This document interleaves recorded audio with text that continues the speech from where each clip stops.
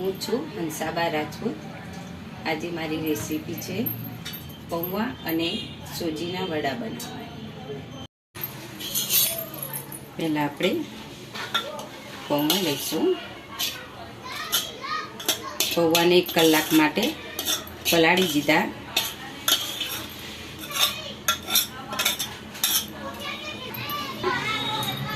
સોજી પણ એ જ રીતે આપણે કલાક પલાળી દીધી।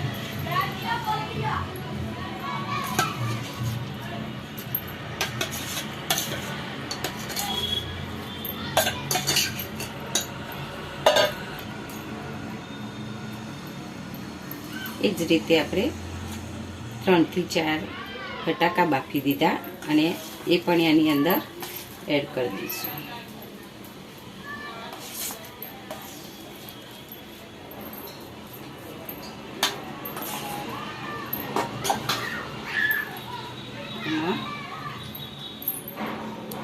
લસણ મરચું અને આદુની પેસ્ટ બનાવી અને ડુંગળી પણ લીધી છે 2 નંગ।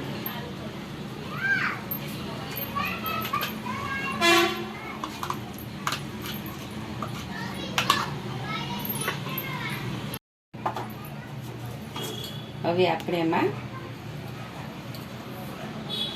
1 ચમચી જેટલું મીઠું, 1 ચમચી મરચું, 1 ચમચી ધાણા જીરું અને અડધી ચમચી હળદર લઈશું।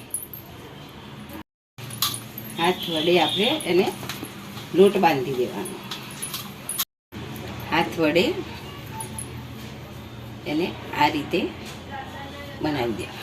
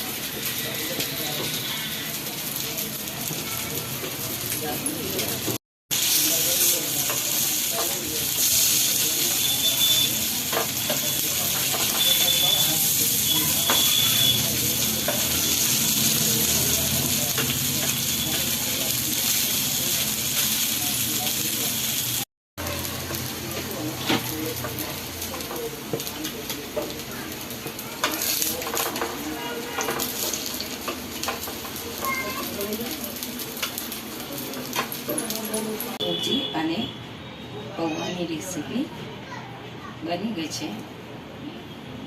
હવે જો અમારી રેસીપી ગમે તો લાઈક અને શેર કરજો। જય માતાજી।